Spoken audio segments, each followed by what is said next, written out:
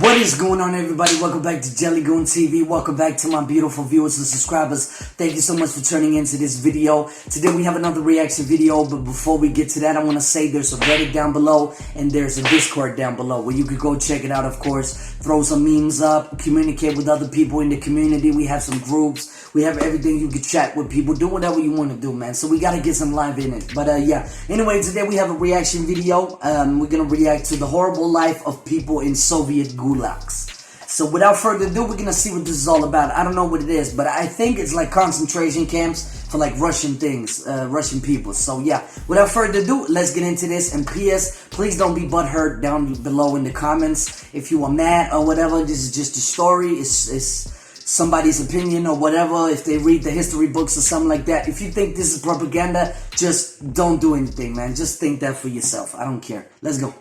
The Soviet Gulag, infamous slave labor camps that persisted for 3 decades and killed hundreds of thousands of Soviet citizens. Years after the fall of the Soviet Union and the lifting of the Iron Curtain, details on the Soviet Gulag can still be hard to come across, and survivors even rarer. Most prisoners were worked to death or so malnourished or crippled by their experience that their lifespans were cut tragically short, even after release. Hello and welcome to another episode of the Infographic Show. Today we're taking a look at what life inside the Soviet Gulag was like. First established in 1919, the Gulag was created by Vladimir Lenin as a prison camp for common criminals and wealthy peasants known as kulaks, because collectivization basically eliminated the prosperity of many kulaks by forcing them to give up their private farms and pool them together into public farms. They revolted or protested against it, earning themselves a swift arrest and imprisonment for a few years of hard labor. Lenin showed restraint in his use of the Gulag as a punishment tool, however, reserving it only for the worst offenders and criminals. Yet after Lenin's death and Stalin's rise to power,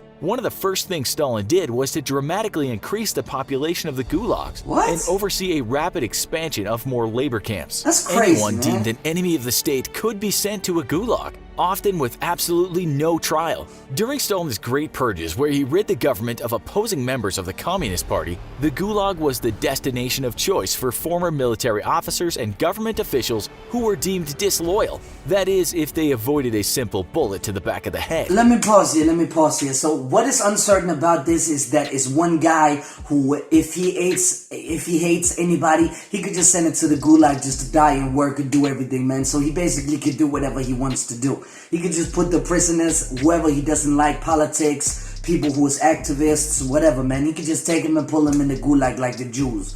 That's crazy shit, man. I can't believe that, man. I can't believe that the Soviets actually did that shit. That's crazy. How can you defend that? Damn, that's crazy. Let's go.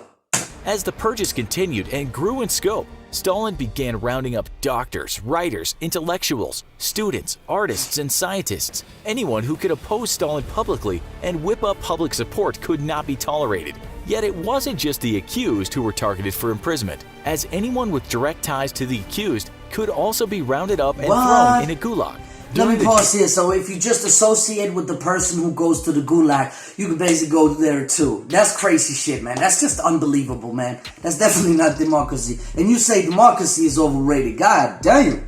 Let's go. German invasion in World War II, Stalin issued an order that any Red Army soldier who retreated from battle would be sent to the gulag. And for any soldier who surrendered to the Germans, their entire family would be sent in their place. Soviet soldiers thus had a simple choice to make: die under the German onslaught or condemn their families to a decade or more of hard labor and likely death. But what was life actually like inside a Soviet gulag?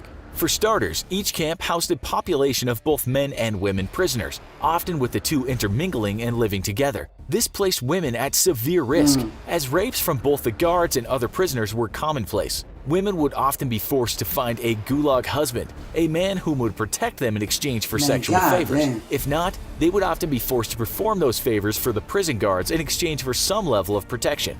Guards could coerce women to do what they wanted with the promises of better food, clothing, or perhaps shelter, or simply do what they pleased with the female prisoners, as they would face absolutely no repercussions for assaulting someone seen as an enemy of the state. Children too were at risk, as they were often thrown into prison camps along with the adult population, and could also face the risk of being preyed upon by both the other prisoners and guards alike. Prisoners received little in the way of clothing, a fact that would prove fatal for many during the harsh Soviet winters. Perhaps 2 or 3 times a year, a prisoner might be able to receive a small clothing allowance, although for the most part prisoners simply took clothing from those who died. Others might craft their own, as in any prison. A cottage industry of sorts sprung up, ran by individuals with talents, ranging from sewing to tattooing. Each person received 2 daily meals, although these were just short of starvation diets. A family of 3, for example, might receive a daily allowance of 140 grams of bread, hardly enough for a single individual. Add on to that the fact that these prisoners were expected to engage in hard labor, and the low food rations were a near certain death sentence. Prisoners Let me pause here. Soviet Union is the best thing that you ever seen. It's not here, man. God damn, that's horrible. How can you treat your own people like that? That's miserably.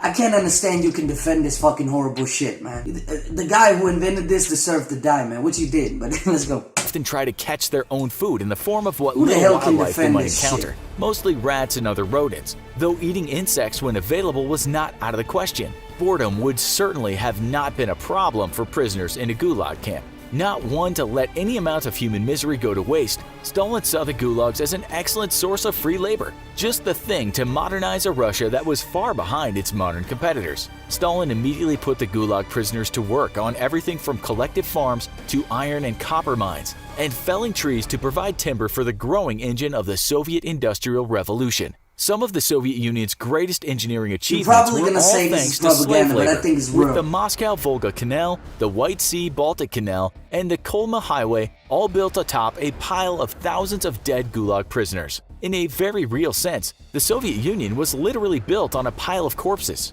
Prisoners would face 14-hour workdays, 7 days a week, all year round. While the harsh winters would force other industries to shut down, gulag prisoners would toil in extremely cold weather, often without adequate clothing. Frostbite and hypothermia were common, as were missing toes, fingers, ears, and even noses thanks to the cold. The prisoners were also given very simple and crude tools to work with, and absolutely no safety equipment. 200,000 prisoners would dig the 128 kilometers of the Moscow-Volga Canal with nothing more than pickaxes and shovels, sometimes even just their bare hands. The frozen ground would be difficult to break, and the harsh conditions killed many. Yet in Soviet Russia, there were few problems that couldn't be overcome by simply throwing enough slave laborers at it. The work was so brutal that some prisoners would mutilate themselves to get out of it, going so far as to stick their arms in a wood stove to severely burn themselves. Back home in the gulag, living conditions were appalling. There was little heating, and the prison facilities were often roughly constructed longhouses that were poorly insulated from the bitter cold.